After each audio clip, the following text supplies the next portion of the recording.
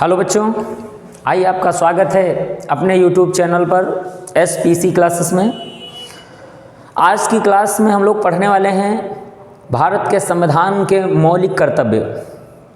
आइए मौलिक कर्तव्यों पर हम लोग चर्चा करते हैं और इसको विधिवत समझते हैं। भारत के संविधान में मौलिक कर्तव्य जो हैं ये वास्तव में संविधान निर्माण के समय इनको नहीं रखा गया था। इन मौलिक कर्तव्यों को बाद में जोड़ा गया है। अगर हम लोग बात करें कि भारत का संविधान जब बनकर तैयार हुआ था, जैसे हम लोग चर्चा करते हैं कि भारत का संविधान जब बनकर तैयार हुआ था तो 26 नवंबर 1949 को, तो उस दौरान हमारे संविधान में ये मौलिक कर्तव्य नहीं थे। फिर बात करते हैं भारत का संविधान 26 जनवरी 1950 को जब पूर्ण रूप से लागू किया गया, तब भी ये जो थे हमारे भारत के संविधान में नहीं थे। यानी कि जो मौलिक कर्तव्य हैं जिनकी हम चर्चा करने वाले हैं आज हम लोग, तो ये जो मौलिक कर्तव्य हैं भारत के संविधान में निर्माण के समय या फिर आंशिक रूप से इनको 26 नवंबर 1949 को जब भारत का संविधान लागू किया गया तो इनको जोड़ा नहीं गया था। फिर बात करते हैं कि अपना संविधान जब संपूर्ण रूप से लागू हुआ और भारत गणतंत्र हुआ, तो गणतंत्र होने के दौरान भी मौलिक कर्तव्य जो थे वो संविधान में नहीं रखे गए थे।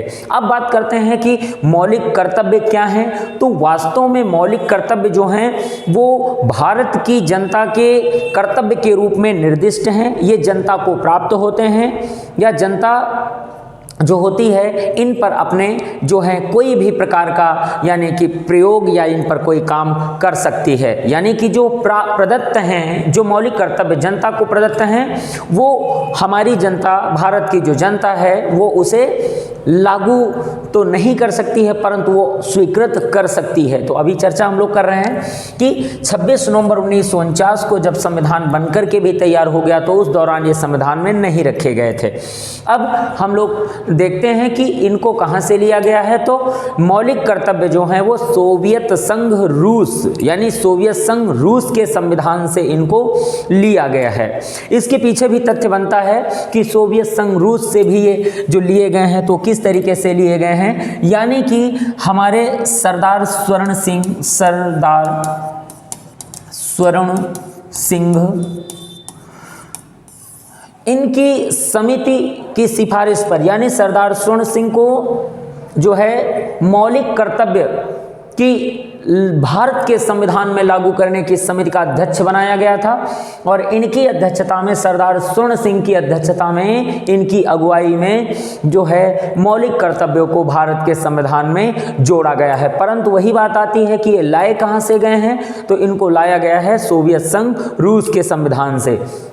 अब प्रश्न बनता है कि जब अपना सोवियत संघ रूस का, जैसे अभी चर्चा की गई कि सोवियत संघ रूस के संविधान से इनको लिया गया है, और एक छोटा सा पॉइंट आप देख पा रहे हैं कि ये संविधान के निर्माण के समय बिल्कुल नहीं थे। यानी जब संविधान अपना बनकर तैयार हुआ था तब भी बिल्कुल ये नहीं थे। और ये जो हैं ये वास्तव में अगर चर्चा करें तो सरदार स्वर्ण सिंह की जो समिति थी उनकी जो सिफारिश की गई, तो सिफारिश के बाद अगर हम देख रहे हैं कि इनको जो लागू किया गया, इनको जो जोड़ा गया, तो वास्तव में 42वें संविधान संशोधन से इनको 1976 में जोड़ा गया था। तो ध्यान रखना है 42वां संविधान संशोधन था, 1976 में संविधान में जोड़ा गया, जबकि 26 जनवरी 1950 को संपूर्ण संविधान हमारा लागू हुआ था, तब ये संविधान में नहीं थे। मगर जब भारत का संविधान लागू हो गया तो लागू होने के कितने वर्ष बाद, 1976, यानी कि सीधे सीधे 26 वर्षों के बाद मौलिक कर्तव्य जनता को दिए गए, यानी कि जनता के सामने जो है रखे गए संविधान के थ्रू।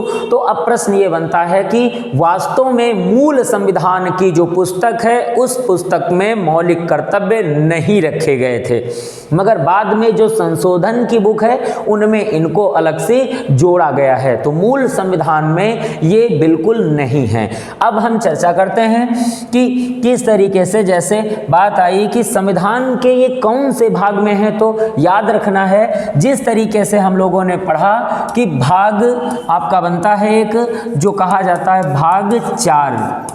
तो भाग 4 में क्या है, तो आपने पढ़ा था इसके पहले वाली क्लास में आपने पढ़ा था नीति निदेशक सिद्धांत। बिल्कुल, यानी कि भाग जो 4 है उसमें क्या है, नीति निदेशक सिद्धांत। और नीति निदेशक सिद्धांत जो होते हैं वो शुरू होते हैं 36 से 51 के बीच में। तो शुरू 36 से और इनका अंत 51 से होता है। तो इस भाग के बाद जो अगला भाग आता है वो कौन सा है, तो वो भाग आता है 4 का, यानी 4 का। 4 के बाद कौन सा भाग है, 4 का भाग है। और 4 के का भाग में जो अनुच्छेद बनता है वो 51 का है। भाग 4 के का और अनुच्छेद 51 के का से अगर शुरू करते हैं तो क से लेकर के ट तक, यानी इसका मतलब ध्यान रखना है 1 से लेकर 11 तक इनका वर्णन किया गया है। यानी कि ये कितने हैं, 11 हैं। आज मौलिक कर्तव्य कितने जुड़े हुए हैं, तो ये लाइन आपको बिल्कुल याद रखनी है कि 51 का जो क है उस अनुच्छेद में 1 से 11 तक कर्तव्य निर्दिष्ट किए गए हैं, बताए गए हैं। और ये 51 का से ट तक इनका वर्णन किया गया है। अब प्रश्न आपको समझना है कि जब संशोधन करके इनको इसमें जोड़ा गया था तो सरदार स्वर्ण सिंह की समिति पर तत्काल में सिफारिश की गई थी कि जो मौलिक कर्तव्य हैं वो जनता के लिए हैं, परंतु यह इनके न पूर्ण करने पर, इनके पालन न करने पर दंड देने का अधिकार की उन्होंने मांग रखी थी। यानी कि सरदार स्वर्ण सिंह ने मौलिक कर्तव्यों के न लागू करने पर, उनका फॉलो न करने पर, उनका पालन न करने पर उन्होंने दंड की मांग की थी। परंतु बात करते हैं कि तत्कालिक सरकार के द्वारा, कांग्रेस सरकार के द्वारा क्या किया गया था, मौलिक कर्तव्यों को थोड़ा सा अलग प्रकार में रखा गया और यह मौलिक अधिकार से अलग बताए गए। यानी कि मौलिक कर्तव्य जनता के मात्र एक कर्तव्य के रूप में है। अगर भारत का नागरिक इनको स्वीकृत करता है तो बिल्कुल ठीक है, नहीं करता है तो उसे किसी भी वाद में, किसी भी 11 पॉइंट में उसे न्यायालय नहीं ले जाया जा सकता। तो सरकार ने इनको क्या कर दिया, इनको वाद्य योग्य की श्रेणी से हटा दिया। यानी कि हमारे मौलिक कर्तव्य जो हैं वो किसी भी न्यायालय में वाद योग्य नहीं रखे गए हैं। इनको किसी भी इनके 11 पॉइंटों में लेकर के, यानी कि 1 से लेकर 11 तक की किसी भी तथ्य को उठाकर हम किसी भी कोर्ट में नहीं जा सकते हैं। परंतु सरदार स्वर्ण सिंह ने सिफारिश की थी कि कोई भी मौलिक कर्तव्य अगर नागरिक नहीं करते हैं तो उनको दंड देने का प्रावधान की सिफारिश सरदार स्वर्ण सिंह के द्वारा की गई थी। और आप लोग जान लीजिएगा, सरदार स्वर्ण सिंह ने सबसे पहले, उनकी समिति ने केवल 8 कर्तव्यों को जोड़ने की सिफारिश की थी। बिल्कुल याद कर लीजिए कि सरदार स्वर्ण सिंह ने केवल 8 कर्तव्यों को जोड़ने की सिफारिश की थी अपनी समिति के आधार पर। परंतु जब 1976 में इन्हें जो है जोड़ा गया, यानी 42वें संविधान संशोधन द्वारा जब इनको जोड़ा गया 1976 में, तो 8 के बजाय कितने जोड़े गए, 10 जोड़े गए। बिल्कुल याद कर लीजिए, मौलिक जो कर्तव्य हैं वो जोड़ने की सिफारिश सरदार स्वर्ण सिंह ने कितनी की थी, तो उसका आंसर आपको 8 करना है। फिर आपको जवाब करना है कि मौलिक कर्तव्य जब 1976 में पहली बार संविधान में रखे गए, जोड़े गए, तो उनकी संख्या कितनी थी, 10 थी। बिल्कुल याद रखना है। परंतु एक बात और अभी आपने देखी कि अभी हमने बोला कि कितने हैं, 11, यानी कि 11 कर्तव्य बनते हैं आज वर्तमान में भारत के प्रत्येक नागरिक के। यानी जो भारत का नागरिक है उसके कुल कितने कर्तव्य होते हैं, 11 कर्तव्य होते हैं, ये याद करना है। देख लेते हैं। जैसे अभी हमने बताया कि सरदार स्वर्ण सिंह ने किसकी सिफारिश की थी, उन्होंने सीधा सीधा बोला था कि अगर इनका कोई पालन नहीं करता है तो वो दंड के लिए उन्होंने स्वीकृति करी थी। अब प्रश्न बनता है कि ये किसके लिए होते हैं, तो ये नागरिकों के लिए हैं, ये भारत के नागरिकों के लिए होते हैं। परंतु जैसे कि हम लोगों ने पिछली क्लास में पढ़ा था कि ये जो हमारे भाग 4 के होते हैं, नीति निदेशक सिद्धांत होते हैं, ये किसके लिए होते हैं, ये राज्यों के लिए होते हैं। मगर 4 का जो ये 4 का है, इसे हम लोग मौलिक कर्तव्य कहते हैं, मौलिक कर्तव्य कहते हैं। तो ये किसके लिए हैं, ये जनता के लिए हैं, ये जनता के लिए, दोनों अलग अलग। ये भी किसी भी मामले में 36 से लेकर के 51 तक किसी भी प्रश्न पर वाद योग्य नहीं बनाए गए हैं और न ही इनके किसी मामले को लेकर के न्यायालय में जाया जा सकता है।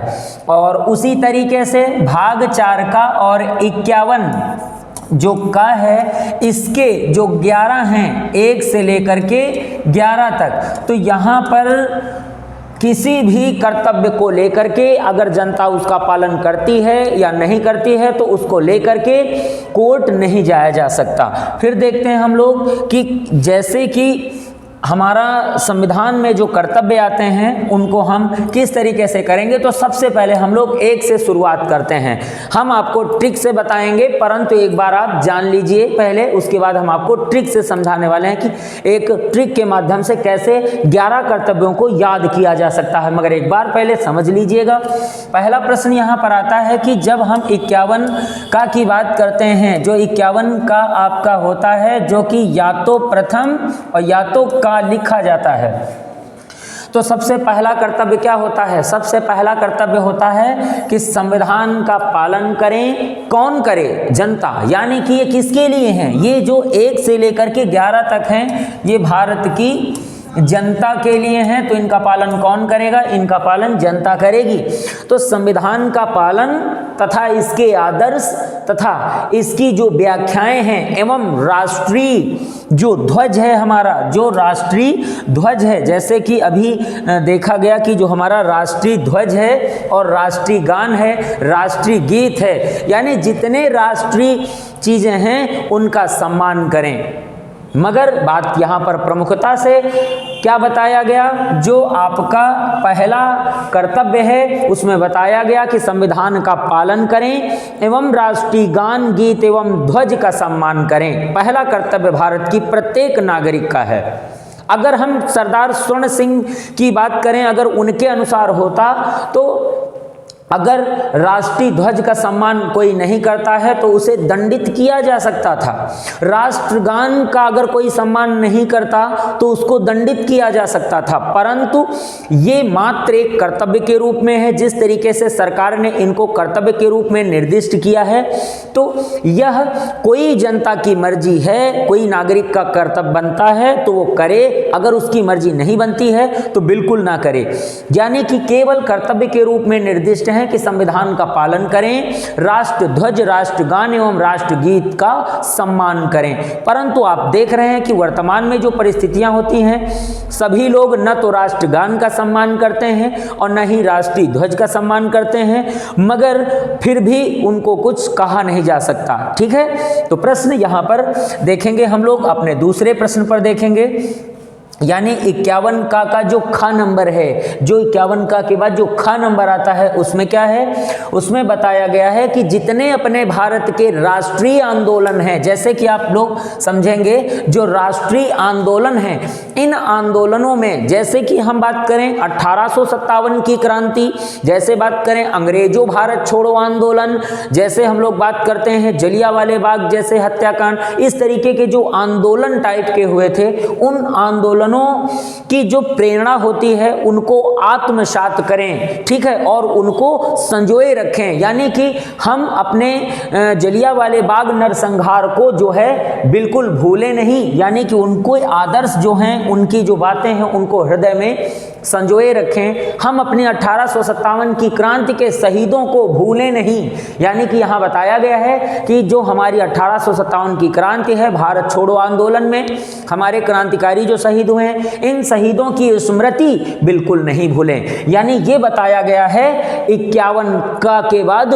ख में बताया गया है, नहीं तो आप सेकंड याद कर लीजिए 51 का दूसरा क्या बताया गया है कि जितने राष्ट्रीय आंदोलन रहे हैं उन राष्ट्रीय आंदोलनों में जो आदर्श बनते हैं, जो उनके आदर्श हैं, उनका जो है हृदय में उनको संजोए रखें एवं उनका पालन भी करें। बिल्कुल। चलते हैं अगला जो पॉइंट है, यानी 51 का के जो है तीसरे नंबर पर चलते हैं। क्या कहा गया है, यानी कि यहाँ बताया गया है कि भारत का कोई भी प्रत्येक नागरिक, कोई भी नागरिक जो है वो अपने भारत की एकता, अखंडता जो है उसको बनाए रखे तथा उसको जो है संरक्षित करने का काम करे, ये कर्तव्य बनता है भारत की जनता का। फिर प्रश्न आपका आता है 5 नंबर पे, यानी 51 का 5 नंबर का जो कर्तव्य है वो कौन सा कर्तव्य है, यानी कि अगर कोई परिस्थिति भारत में आती है और सरकार भारत की जनता से देश सेवा के लिए यानी कि मांग करती है, तो भारत के प्रत्येक नागरिक का कर्तव्य है कि अपनी देश सेवा के लिए जो है इसमें जुड़े, यानी कि भारत की रक्षा करें। यानी कि सरकार द्वारा, संविधान द्वारा बुलाए जाने पर देश सेवा करने का काम करें, यह प्रत्येक जनता का कर्तव्य बनता है। जबकि यहाँ यह जरूरी नहीं है कि आप सेना में भर्ती होकर के देश सेवा करें। यहाँ कर्तव्य बनता है, भारत का प्रत्येक नागरिक का कर्तव्य बनता है कि आप आम नागरिक होते हुए भी सरकार द्वारा आह्वान किए जाने पर, बुलाए जाने पर देश सेवा करने का मौका मिला है तो बिल्कुल मौका इसको गंवाएं नहीं, आप करें। ये है कर्तव्य हमारा। 51 का संख्या जरूर रटे रखें, यानी कि ये चौथा है। अब ये चौथा नंबर पे जो है कौन सा है, राष्ट्र सेवा। बिल्कुल याद कर लें, क्योंकि लगातार परीक्षाएं जो हो रही हैं वो इनके पिन पॉइंट पूछती हैं, बीच के अनुच्छेद पूछ रही हैं। लगातार सबसे महत्वपूर्ण चर्चा यहाँ पर यही है कि ये जो घ नंबर है, यानी ये 4 नंबर का है, ये राष्ट्र सेवा से संबंधित है। अगला क्वेश्चन फिर देखिएगा 5 नंबर पे 51 का जो 5वां जनता का कर्तव्य है, यानी 5 नंबर पे जो जनता का कर्तव्य बनता है, क्या बनता है। यहाँ पर बात करी गई है समरसता, यानी समरसता का मतलब होता है प्रेम के साथ भ्रातृत्व। यहां पर भ्रातृत्व लिखा हुआ है, ठीक है, तो भ्रातृत्व की भावना, बिल्कुल इसको जान लीजिएगा। यहां पर भ्रातृत्व लिखा है ना, तो बिल्कुल भ्रातृत्व के भावना के साथ स्त्री का सम्मान करें, स्त्रियों का सम्मान करें, तथा यदि कोई ऐसी प्रथा है जो स्त्री सम्मान के विरुद्ध है तो उस प्रथा को, ऐसी प्रथा का परित्याग कर दें। ये बताया गया है आपके संविधान के भाग 4 का के अनुच्छेद 51 का के 5 नंबर पर आपका बताया गया है कि स्त्री सम्मान करें। और यदि कोई ऐसी प्रथा है जो स्त्री सम्मान के विरुद्ध है तो ऐसी प्रथा का परित्याग कर दें। यानी उस प्रथा से क्या होता है, स्त्री का सम्मान नहीं होता है, अपमान होता है, तो ऐसी प्रथाओं को परित्याग कर दें, ये बताया गया है। चलते हैं, यानी 6 नंबर पे आते हैं, जो 51 का कौन सा नंबर है, 51 का ये हमारा 6ठा नंबर है, यानी 4 नंबर है। तो इसमें क्या है, यहाँ बताया गया है कि भारत के प्रत्येक नागरिक का कर्तव्य बनता है जो अपना कल्चर है, अपनी संस्कृति है, उसको बनाए रखें। यानी कि यहाँ पर अपने कल्चर को, अपनी संस्कृति को बनाए रखें, उसको अक्षुण्ण रखें, जिसमें वह नष्ट ना होने पाए। जो भी आपका कल्चर है, पहनावा है, संस्कृति है, नृत्य, गान, गीत, मंदिर, जो कला हैं, उनको आप संजो के रखो, उनको नष्ट ना होने दें। क्योंकि कला संस्कृति ही भविष्य के लिए क्या है, एक पुरातन उदाहरण होते हैं कि नहीं हमारी संस्कृति कितनी पुरानी है। तो उसी तरीके से जैसे एक सनातन संस्कृति तो वो अपनी बना के रखें, अगर अन्य धर्म से संबंधित है तो उसे बना कर रखें, अक्षुण्ण रखें, उसे नष्ट ना होने दें। फिर हम लोग देखते हैं अगले प्रश्न पर। सबसे ज़्यादा पेपर में अगर कोई पूछा जाता है तो बिल्कुल याद कर लीजिए, वर्तमान में ये पर्यावरण का अनुच्छेद है जो सबसे ज़्यादा पूछा जाता है, बिल्कुल इसे याद करना है, बिल्कुल याद करना है। चाहे तो बिल्कुल नोट कर लीजिए, नोट बना लीजिए, ये पेपर के लिए वेरी मोस्ट में आता है, वेरी मोस्ट में आता है, वेरी मोस्ट में माना जाता है। सबसे ज़्यादा अगर बात करते हैं तो टेट की परीक्षा में, सी टेट की परीक्षा में, सुपर टेट की परीक्षा में, शिक्षक की जितनी परीक्षाएं हैं उनमें, एवं आरओ से लेकर के यूपीएससी जो भी परीक्षाएं हैं, बाकी तो जनरली परीक्षाएं, सामान्य परीक्षाएं, जितने वनडे एग्जाम हैं उनमें से सबसे ज़्यादा क्वेश्चन यहाँ के अनुच्छेदों से संबंधित पूछे जाते हैं। या फिर यहाँ से अगर कोई प्रश्न पूछा जाता है तो बिल्कुल 11 नंबर पूछा जाता है, यानी जो बिल्कुल 11 नंबर वाला है वो पूछा जाता है। 6 से 14 वर्ष तक के बच्चों के माता पिता का कर्तव्य बनता है कि अपने बच्चे को शिक्षा का अवसर दे। ये सबसे ज़्यादा वनडे एग्जाम में पूछा जाने वाला प्रश्न है। तो आइए चलते हैं, कौन सा है ये, कौन सा कर्तव्य है जो हमको 6 नंबर पे करना होता है। 6 मतलब यहाँ पर 7 नंबर पे करना है, 6 छाता है जो कि 7 नंबर पर आता है। तो यहाँ ध्यान रखना है, कर्तव्य का नाम है पर्यावरण, वन, नदी, झील, वन्य जीव का संरक्षण। ये प्रश्न बनता है कि प्रत्येक नागरिक का कर्तव्य बनता है कि अपने समाज का, अपने आस पास का जो पर्यावरण है उसको सुरक्षित रखने का काम करें। वन, नदी, पहाड़, झरने एवं प्रकृति की जितनी संपदाएं हैं जिनसे हमें जीव यानी पर्यावरण संरक्षित रहता है, पर्यावरण सुदृढ़ रहता है, उनकी रक्षा करें। और यहाँ पर यह भी निर्दिष्ट है जो जानवर हमारे जंगल में रहते हैं, जो जीव जंगल में रहते हैं उनका संरक्षण करें। क्यों? क्योंकि संरक्षण जब जीवों का किया जाता है तो पर्यावरण बचा रहता है, क्योंकि जीव जो होते हैं वो पर्यावरण की एक कड़ी के रूप में होते हैं, एक चेन के रूप में होते हैं। तो अगर ये चेन टूटती है तो हमारा पर्यावरण नष्ट हो जाता है। इसलिए जरूरी क्या है कि ये मारे न जाएं, ठीक है, इनकी रक्षा करें। ये कर्तव्य बनता है आपका 7 नंबर पे। आइए 8 नंबर का हम लोग कर्तव्य अपना देखते हैं कौन सा है। तो ये 8 नंबर का कर्तव्य आपका बनता है यानी कि यहाँ बताया गया है कि भारत की जनता जितनी है अंधविश्वास को छोड़कर, यानी कि अंधविश्वास को छोड़कर वैज्ञानिक दृष्टिकोण से मानववाद का, यानी जो सोच विकसित करो वो वैज्ञानिक दृष्टिकोण की सोच होनी चाहिए, अंधविश्वास की सोच नहीं होनी चाहिए। यानी कि भारत की जो जनता है, जो नागरिक हैं, वो वैज्ञानिक दृष्टिकोण रखते हुए मानववाद तथा ज्ञानार्जन का काम करें, न कि अंधविश्वासी किसी के भी कुछ कह देने पर उसको स्वीकृत कर लें। बिल्कुल नहीं, वैज्ञानिक दृष्टिकोण से उसकी बात को देखें, सुने, समझें, उसके बाद स्वीकृत करें। ये कर्तव्य आपका बनता है 8 नंबर का 7 नंबर के बाद वैज्ञानिक दृष्टिकोण। बिल्कुल इसकी हम व्याख्या करते हुए चल रहे हैं, क्योंकि यहाँ शॉर्टकट में है तो इसकी व्याख्या बहुत जरूरी है। बिना व्याख्या के आप इनके प्रश्नों को हल नहीं कर पाओगे। सबसे बड़ी बात होती है कि अगर इनकी व्याख्या नहीं की गई तो इनके अंदर से पूछे गए प्रश्नों को हल नहीं कर पाते हैं बच्चे। तो चलिए एक बार फिर से हम लोग यहाँ आगे चलते हैं। प्रश्न आपका बनता है 9 नंबर का, यानी 9 नंबर का जो आपका प्रश्न है वो कौन सा है, तो एक बार जान लीजिए। 9 नंबर का प्रश्न जो है वो झ पर आता है। यहाँ पर कहते हैं कि सार्वजनिक संपत्ति, सार्वजनिक संपत्ति यानी कि भारत की जनता की सार्वजनिक संपत्ति क्या है? ताजमहल, अजंता एलोरा की गुफाएं, जितने पुराने मंदिर, मस्जिद, चर्च, गुरुद्वारा, जो भी हमारी पुरानी तालाब, झील, वन, जितनी हमारी सार्वजनिक संपत्ति है, कुएं, तालाब, इनको क्या कहा जाता है? सार्वजनिक संपत्ति। तो सार्वजनिक संपत्ति की सुरक्षा करना है और कहीं न कहीं ये जो हिंसा है उससे दूर रहना है। यानी कि भारत के प्रत्येक नागरिक का कर्तव्य बनता है कि गांव के, शहरों के मंदिर, मस्जिद, गुरुद्वारे, सड़क, नदी, तालाब, झरने, इनका संरक्षण किया जाए तथा हिंसा से दूर रहा जाए। ये कर्तव्य बनता है जनता का। तो बिल्कुल याद करना है भाई, क्योंकि अगर याद हो गए तो समझ ले फिर आप बिल्कुल तैयार हैं परीक्षा के लिए।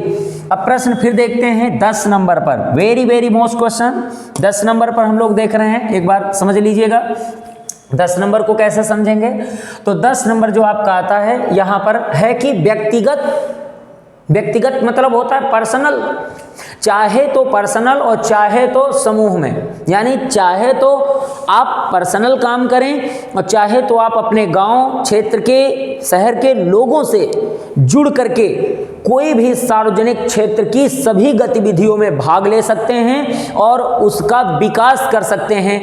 यानी कि कोई भी क्षेत्र का ऐसा विकास जहां पर विकास करने से सार्वजनिक लाभ होते हैं, ऐसे कार्यों को करने के लिए कोई भी भारत का नागरिक व्यक्तिगत भी विकास कर सकता है और सार्वजनिक रूप से भी विकास का काम कर सकता है। सार्वजनिक विकास यानी कोई भी ऐसी गतिविधि जिससे सार्वजनिक लाभ होते हैं। यहाँ पर बात गतिविधि की, तो इसका मतलब होता है जो सार्वजनिक लाभ होते हैं ऐसी गतिविधि कोई भी कर सकता है, चाहे तो पर्सनल हो चाहे तो सामूहिक रूप से कर सकता है। ये है आपका 10 नंबर का कर्तव्य।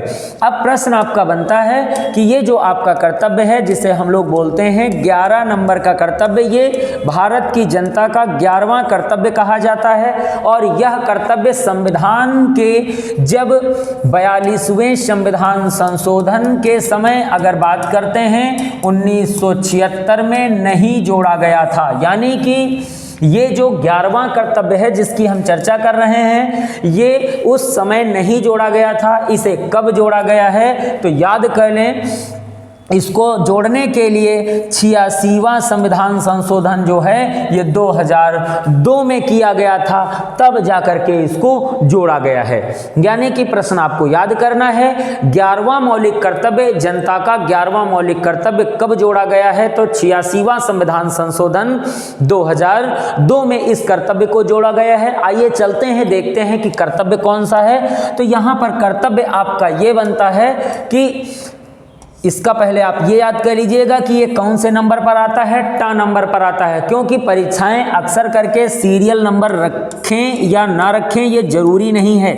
यानी 11 आपको रखा जाए ये जरूरी नहीं, टा नंबर रखा जाता है। टा का मतलब इसको एक बार के भी रख सकते हैं, टा भी रख सकते हैं, रोमन अंक में भी रख सकते हैं, यानी कि परीक्षाएं इसे किसी भी भाषा में रख सकती हैं।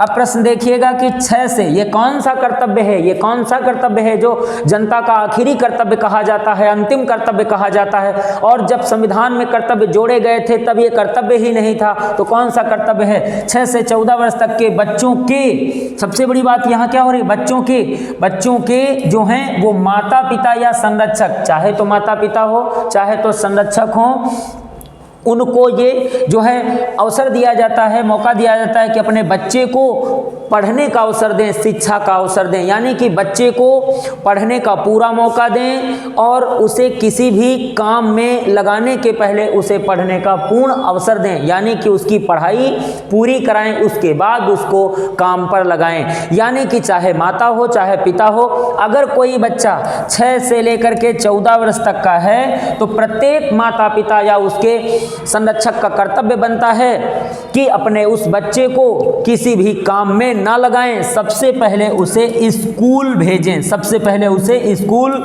भेजें। यानी कि उस बच्चे को स्कूल भेजने का काम करें, न कि उसको काम पर भेजें। यानी उसे कहाँ नहीं भेजेंगे, उसे काम पर नहीं भेजेंगे, उसे स्कूल भेजने का काम करेंगे। ये कर्तव्य इसमें रखा गया है। अब आइए चलते हैं, ये तो कहीं न कहीं इनकी थ्योरी बड़ी होती हैं क्योंकि हमने आपको इनको कहीं न कहीं छोटी भाषा में, बहुत छोटी भाषा में इनको आपको बताया है। आइए एक बार चलते हैं, ट्रिक के माध्यम से इनको समझने की कोशिश करते हैं और आसान भाषा में इसे आप समझ भी पाएंगे।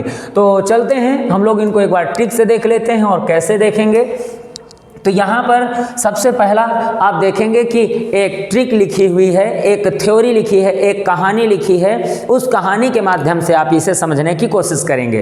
तो चलिए, कहानी क्या है तो पहले कहानी जान लीजिए। कहानी गांधी जी से शुरू होती है। कहानी किससे शुरू होती है तो ये बात ध्यान रखना है, ये कहानी गांधी जी से शुरू होती है। तो प्रश्न यहाँ नंबर लिखा हुआ है, प्रथम कर्तव्य, द्वितीय, तृतीय, चतुर्थ, पंचम, 6, 7, 8, 9, 10 और 11। यानी कि जो कर्तव्य हैं हमारे वो कितने हैं? 11 हैं। प्रत्येक कर्तव्य के सामने उसकी जो है बात लिखी गई है। सबसे पहला पॉइंट ये बनता है कि जो गांधी जी थे, गांधी जी तिरंगा ले, गांधी जी तिरंगा ले संविधान का पालन करते हुए, गांधी जी तिरंगा ले संविधान का पालन करते हुए। दूसरे नंबर पर राष्ट्रीय आंदोलन की, राष्ट्रीय आंदोलन की एकता अखंडता के साथ, राष्ट्रीय आंदोलन की एकता अखंडता के साथ देश सेवा करके, देश सेवा करके भ्रातृत्व भाव से स्त्री सम्मान, यानी देश सेवा करके भ्रातृत्व भाव से स्त्री सम्मान की संस्कृति, स्त्री सम्मान आगे की संस्कृति, पर्यावरण, विज्ञान, विज्ञान, संपत्ति, सामूहिक क्षेत्र के बच्चों को पढ़ाया। यानी गांधी जी ने क्या काम किया? यहाँ पर गांधी जी के काम के आधार पर यहाँ पर देख लीजिए, क्योंकि गांधी जी हिंसा से दूर रहने के लिए भी उन्होंने प्रेरणा दी है। गांधी जी ने बच्चों के लिए भी काम किया है। गांधी जी ने विज्ञान की सोच, वैज्ञानिक सोच को उन्होंने स्वीकृत किया है। और गांधी जी ने भारत की संस्कृति का लगातार पुरजोर सपोर्ट किया है। और अगर बात करें, गांधी जी ने भ्रातृत्व भावना का विकास करने के लिए भी प्रेरणा दी है। और गांधी जी ने ही एकता के साथ एक रहें, यानी एक देश रहे के आधार पर भी काम किया है। और देश सेवा करने का भी गांधी जी ने काम किया है। और राष्ट्रीय आंदोलन जैसे भारत छोड़ो आंदोलन में भाग भी लिया है। तो यह कहानी ज़्यादा मिलती है गांधी जी से, इसलिए गांधी जी के काम के आधार पर हमने आपको बताया। बिल्कुल याद कर लें, एक बार और रिपीट कर देते हैं। पहले नंबर पे गांधी जी तिरंगा ले संविधान का पालन करते हुए, 2 नंबर पे राष्ट्रीय आंदोलनों की, तीसरे पे एकता अखंडता के साथ, चौथे पे देश सेवा करके, और 5वें पे भ्रातृत्व भाव से स्त्री सम्मान और की संस्कृति, और 7 नंबर पे पर्यावरण विज्ञान, पर्यावरण विज्ञान संपत्ति, और 10 नंबर पे सामूहिक क्षेत्र के, सामूहिक क्षेत्र के, यहां पर जान लीजिएगा, सामूहिक क्षेत्र के बच्चों को पढ़ाया। यानी कि आपके 11वां कर्तव्य कौन सा है? 11वां कर्तव्य, अभी व्याख्यात्मक हम चर्चा कर रहे थे कि 11वां कर्तव्य कौन सा है। और 10 नंबर पर सामूहिक क्षेत्र, यानी कि कोई भी विकास है तो एक रूप में, यानी एकल या फिर सामूहिक रूप से उस क्षेत्र का आप विकास कर सकते हैं। तो बच्चों, आप लोग हमारे इस पीडीएफ को जो है अपने टेलीग्राम चैनल पे प्राप्त कर सकते हैं। अगर वीडियो अच्छा लगता है, समझ में आता है, तो ज़्यादा से ज़्यादा इसे शेयर करें।